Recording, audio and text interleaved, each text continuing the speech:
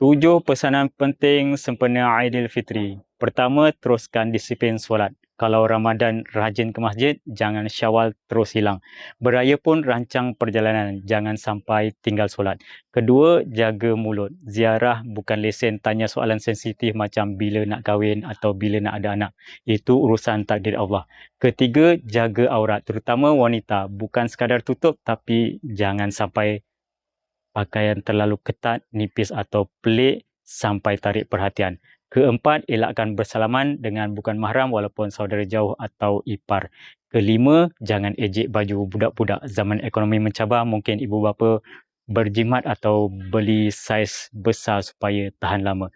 Keenam, sediakan air basuh tangan. Tetamu datang, pegang macam-macam benda sebelum masuk rumah, jaga kebersihan mereka. Dan ketujuh, sediakan air kosong. Bukan semua suka air manis atau bergas.